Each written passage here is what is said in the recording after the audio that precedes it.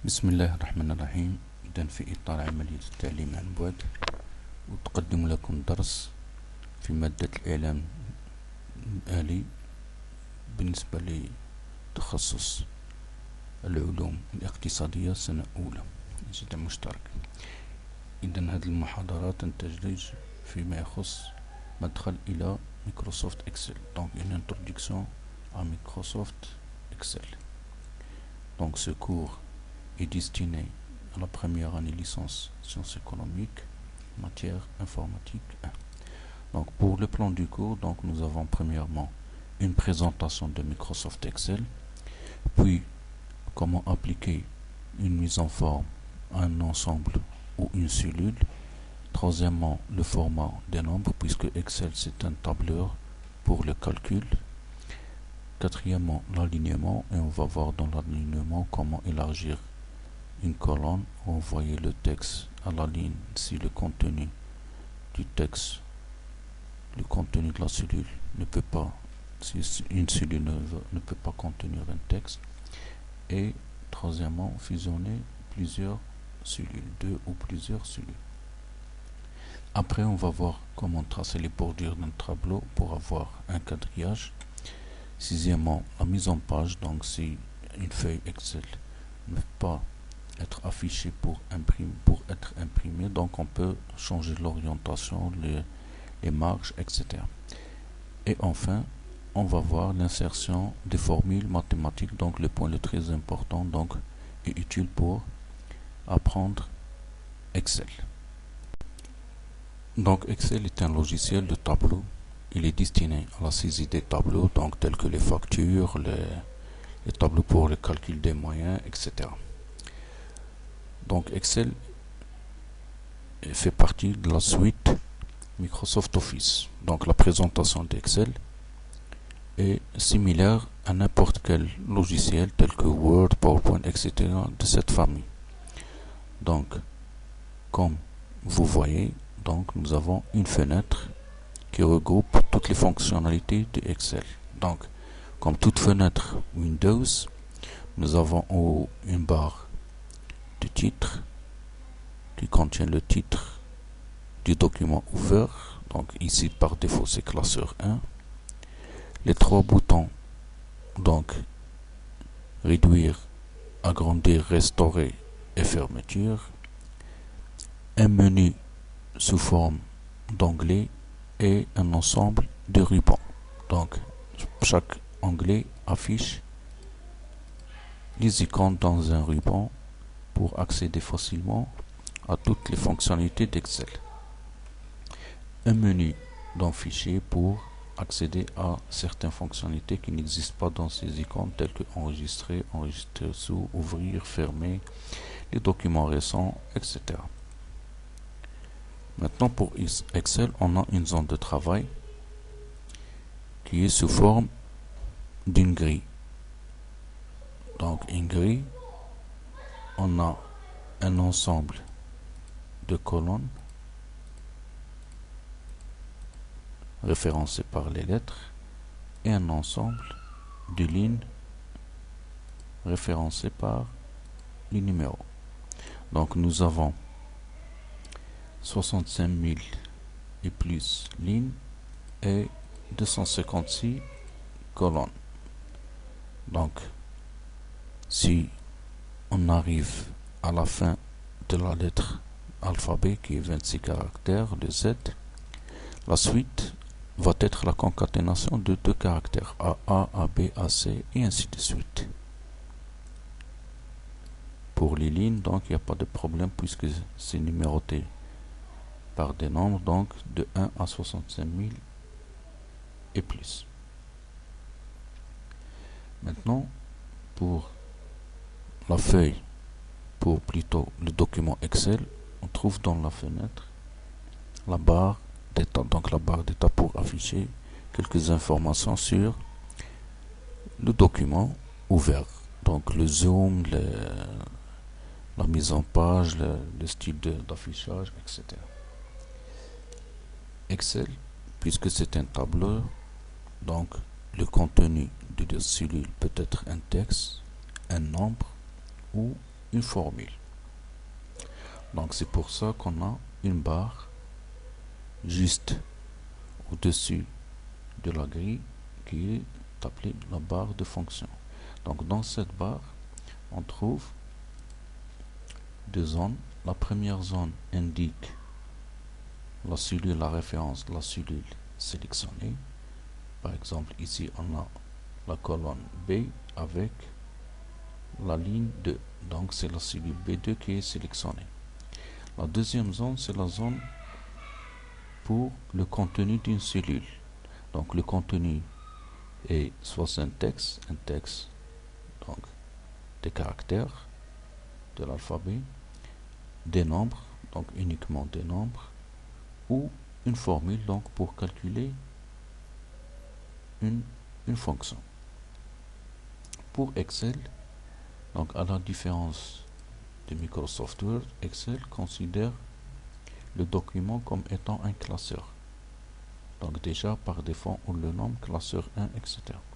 Donc si c'est un classeur, donc il contient plusieurs feuilles. Donc en bas on trouve les onglets des différentes feuilles.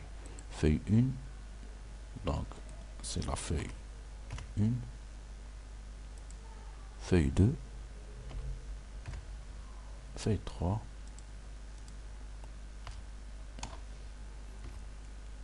et ainsi de suite. Donc on peut créer autant de feuilles qu'on veut.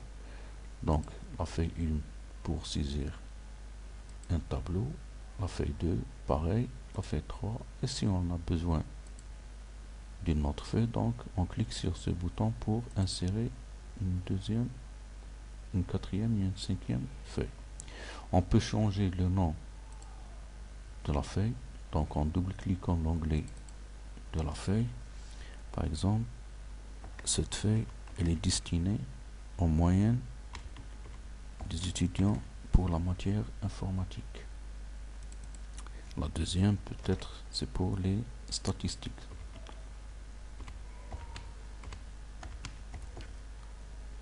Et ainsi de suite. Donc on peut renommer toutes les feuilles suivant les matières si on va traiter les notes des étudiants. Donc pour la zone de travail, on a dit que la zone de travail, donc c'est une grille référencée par un ensemble de colonnes et un ensemble de lignes. Donc l'intersection d'une ligne avec une colonne nous donne ce qu'on appelle une cellule. Donc une cellule peut contenir un texte, par exemple un nom. Une cellule peut contenir un nombre ou peut contenir une formule, donc un calcul. Donc on va calculer quelque chose, donc une moyenne, calculer une somme, etc. Donc pour sélectionner une cellule, il suffit de cliquer dessus. Donc choisir une cellule dans la feuille Excel.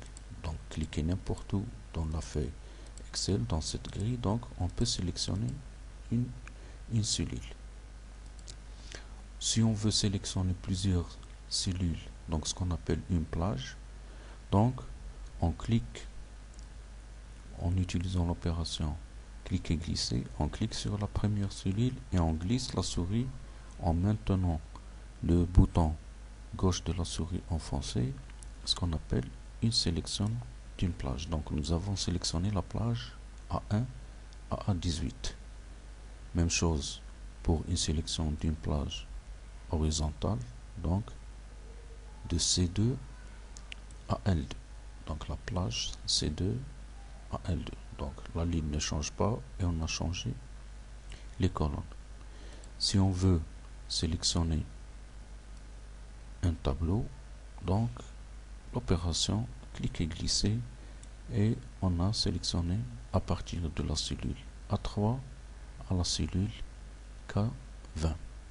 Si on veut sélectionner une plage contiguë, donc qui n'est pas continue, donc on peut sélectionner la première plage par l'opération de cliquer glisser et la deuxième plage en maintenant le bouton contrôle enfoncé. Donc de cette façon on peut sélectionner plusieurs plages contiguës. Donc il n'y a pas de continuité dans les cellules, donc on a la plage A3 à A11, la plage C7 à C11, la plage F3 à F12, la plage H3 à H12, oui, la plage E19 à E23 et la plage E17 à EC17 à C22. Donc, si on veut par exemple appliquer une mise en forme ou quelque chose à cette plage, donc cette sélection.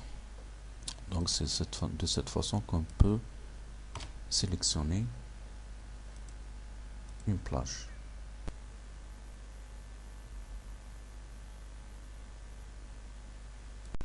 Donc la sélection de la plage nous permet d'appliquer une mise en forme. Donc pour appliquer une mise en forme, nous allons saisir un texte. Donc par exemple dans un tableau, nous avons le nom, le prénom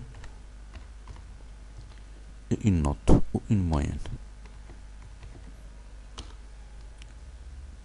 Donc si on veut changer de mise en forme, il suffit de sélectionner la cellule et choisir dans le ruban de l'onglet Accueil, donc le ruban Accueil qui est divisé en plusieurs zones. Donc la première zone c'est pour le copier-coller, donc la manipulation du presse-papier. La deuxième zone c'est pour la mise en forme des polices de caractère. La troisième zone c'est pour l'alignement. Ensuite la mise en forme des nombres, les styles, choisir des styles et manipulation des cellules et enfin édition. Pour choisir une police, donc on va dérouler le menu et choisir par exemple la police de caractère Arial avec une taille 18, le style gras, le fond jaune et une couleur quelconque, donc marron par exemple. Si on veut appliquer à une plage le même style de police, donc on va choisir par exemple Times New Roman 16, le fond changé et gras. Donc nous avons appliqué un style de police de caractère, donc par exemple moyenne et observation. Pour les nombres, même chose. Donc si on a saisi une moyenne 15, donc on peut appliquer Arial 14 égale, etc. Si on veut appliquer la même mise en forme à toute la colonne, donc on peut choisir reproduire la mise en forme. Donc sélectionner la cellule qu'on veut utiliser sa mise en forme, cliquez sur le bouton reproduire la mise en forme et sélectionner toute la colonne du tableau. Donc toute information saisie dans cette zone donc va être de type Arial 14 gras.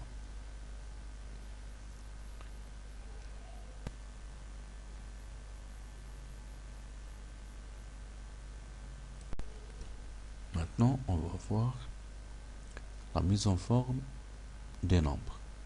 Donc, puisque Excel, c'est un tableur destiné au calcul, donc on va voir la mise en forme des nombres. Donc, supposons que ces nombres, ce sont des moyennes, donc on veut que la moyenne sera écrite sous la forme de deux chiffres, puisque le maximum c'est 20, deux chiffres après la virgule et deux chiffres avant la virgule. Donc, dans le menu, la zone de nombre, on peut choisir le style voulu. Donc, on a standard, nombre, monétaire, comptabilité, les dates courtes, les dates longues, les heures, fractions, pourcentage, etc. Donc, on va choisir nombre. Donc, pour nombre, c'est les nombres qui ont une fraction, donc deux chiffres après la virgule. On peut choisir un autre style. Si par exemple c'est un montant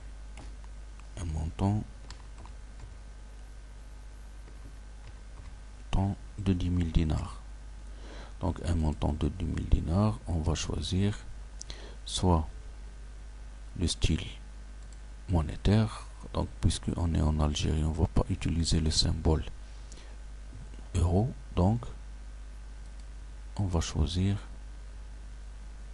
un autre format. Pour symbole, on va choisir le dinar algérien.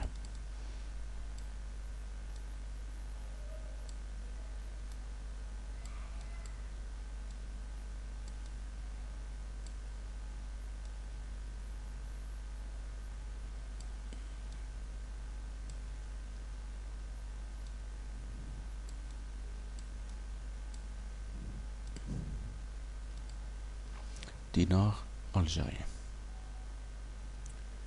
Sinon, si on ne veut pas afficher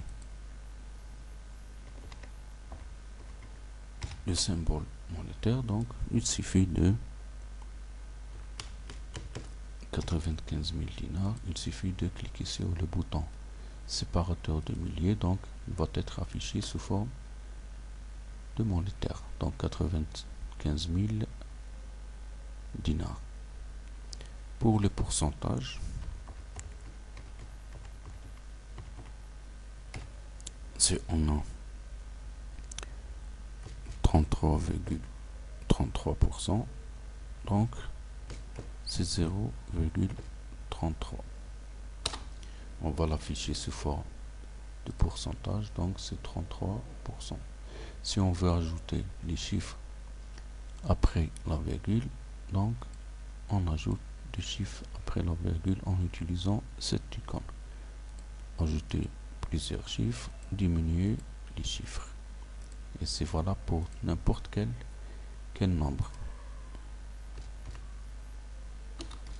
Donc on peut ajouter des chiffres après la virgule, des zéros, ou diminuer les chiffres après la virgule.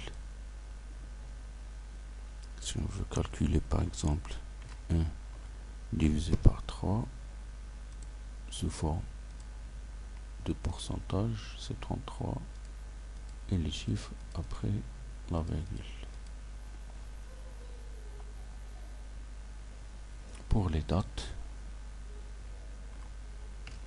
le 1er mai 2020, donc c'est le 1er mai 2020, on peut choisir une date longue, donc c'est le vendredi 1er mai 2020.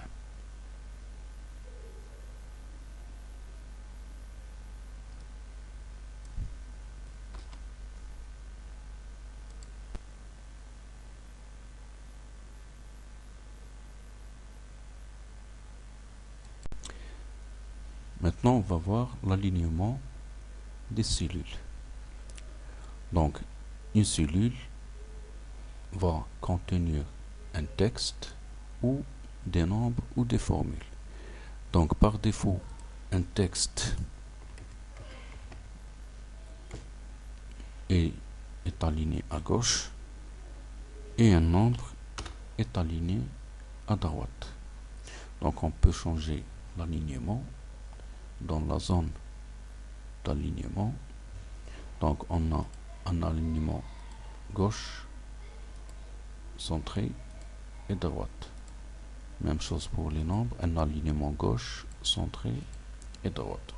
On peut accéder au menu en utilisant la barre la boîte de dialogue format de cellule dans l'onglet alignement. Donc on a la première zone, c'est alignement du texte. Deuxième zone, l'orientation.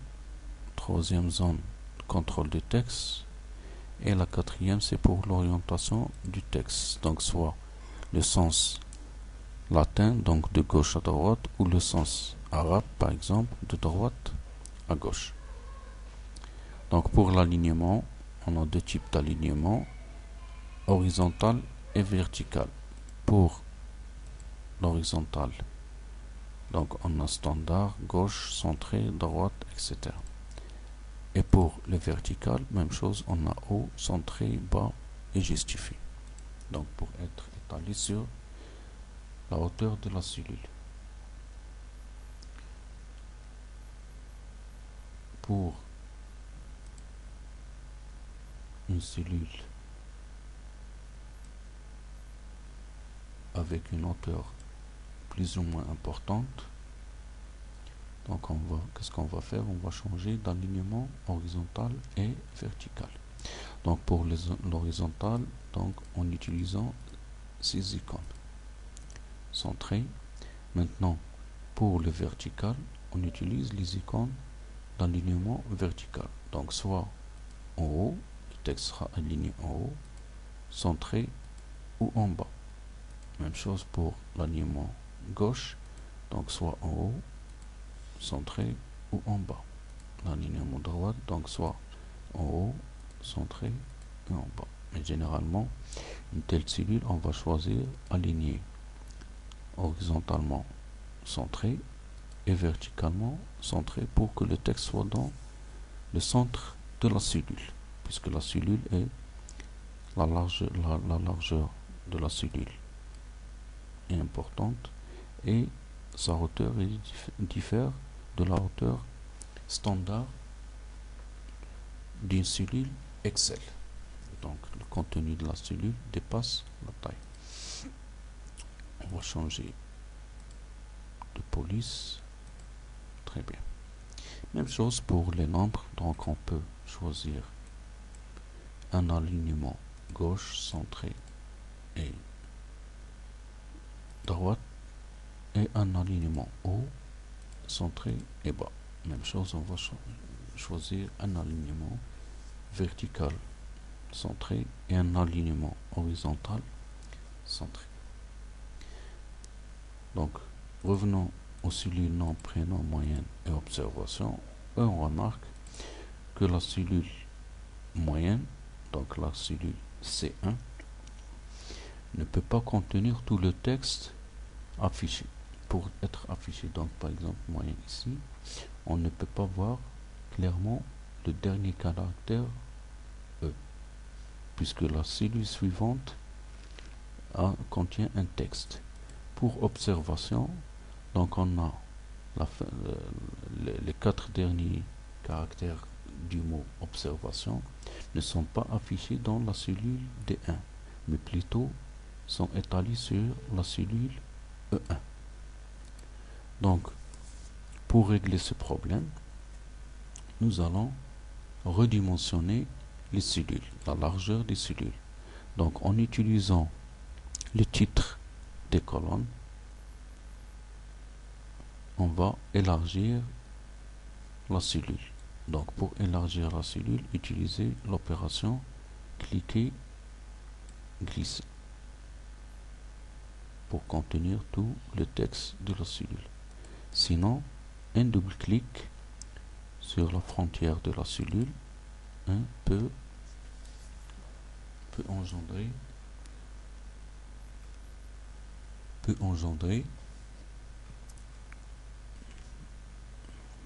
un redimensionnement automatique de la cellule. Même chose pour la colonne D. On double-clique la colonne D, donc le mot observation sera réajusté sur la largeur de cette cellule. Ou même chose avec la deuxième opération, donc cliquer, glisser pour changer la dimension ou la largeur de la cellule.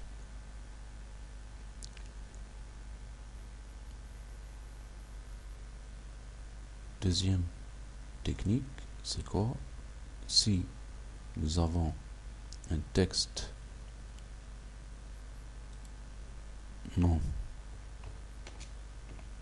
et prénom, ou par exemple un prénom assez long, Mohamed Amin.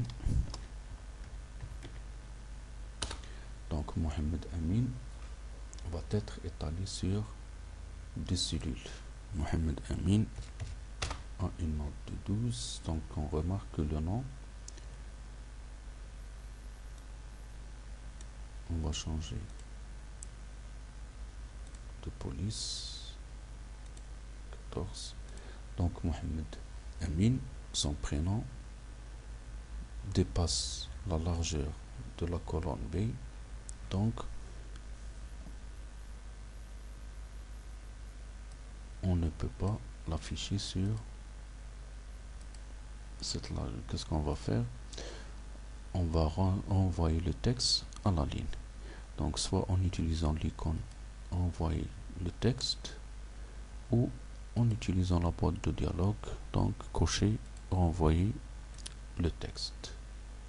Donc nous avons le choix entre ces deux options,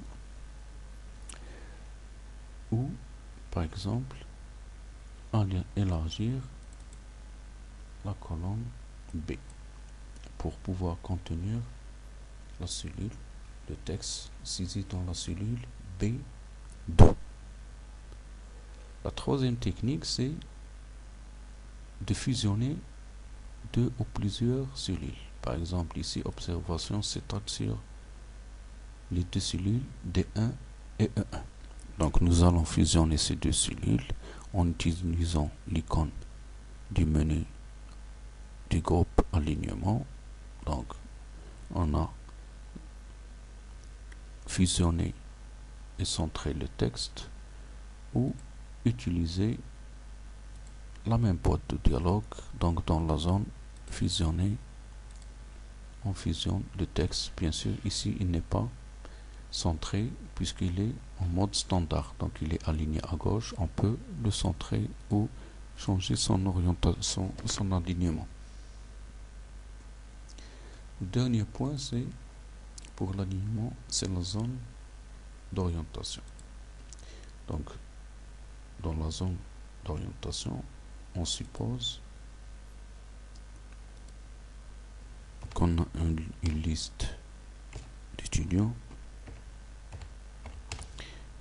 et comptabiliser les absences par jour, par date.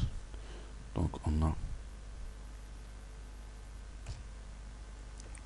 le 1er mars 2020,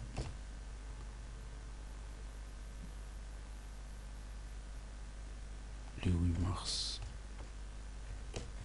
2020, le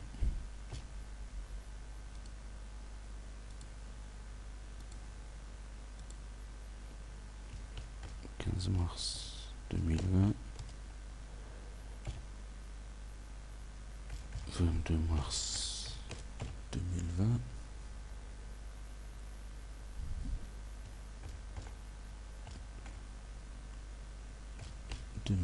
donc maintenant mars 2020.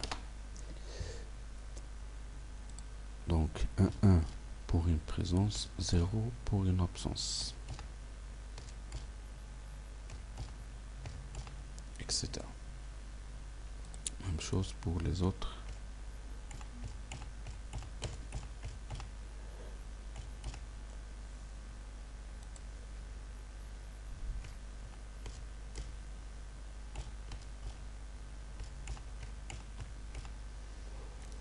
Maintenant, si on a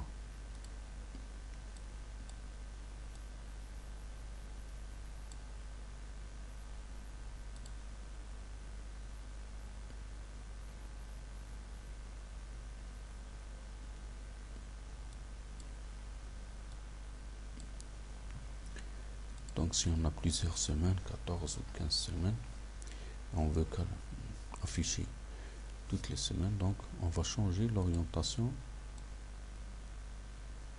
du texte.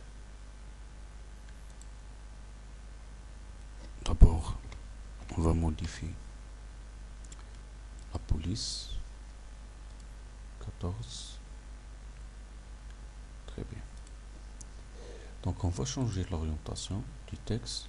Donc dans le menu, ou plutôt la boîte de dialogue, alignement, donc on change d'orientation. Donc soit 45 degrés, 90 degrés, moins 45 degrés ou moins 90 degrés. On va choisir 90 degrés. Donc on remarque que la cellule, maintenant, la largeur, on va ajuster la largeur de la cellule pour contenir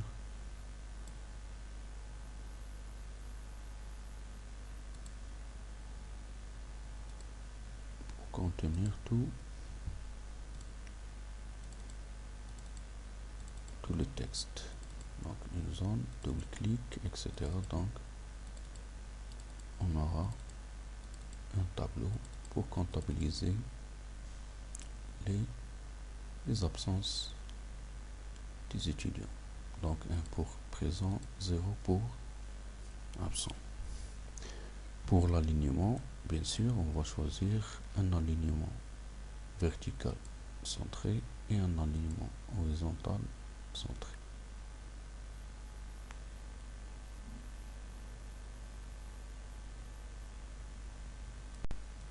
Si on veut imprimer le tableau, donc on remarque qu'il n'y a pas de trait qui sépare les cellules.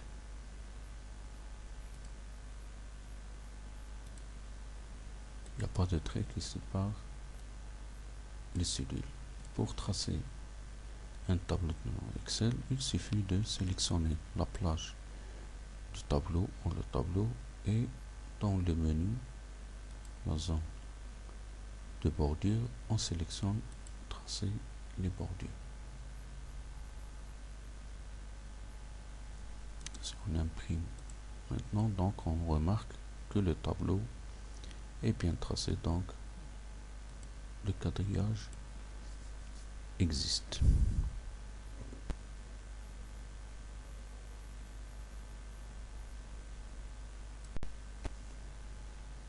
Mais vous remarquez bien que la colonne observation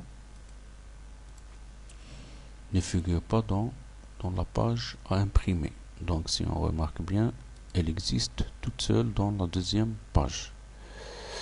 Donc pour corriger ce problème, on peut soit changer la mise en page, soit par diminuer les marges, si bien sûr notre imprimante le permet. Donc on va utiliser 1 cm à gauche et 1 cm à droite. Mais toujours il y a un problème de la colonne qui ne figure pas dans la première page. Donc si le problème persiste, on peut changer l'orientation de notre tableau. Donc la feuille Excel, on va changer son orientation du moment que notre tableau est assez grand pour être contenu dans une feuille au format portrait. Donc dans l'orientation de la page, on change de portrait à paysage. Donc maintenant notre tableau peut facilement être saisi dans une feuille Excel et être imprimé dans une feuille A4 au format en orientation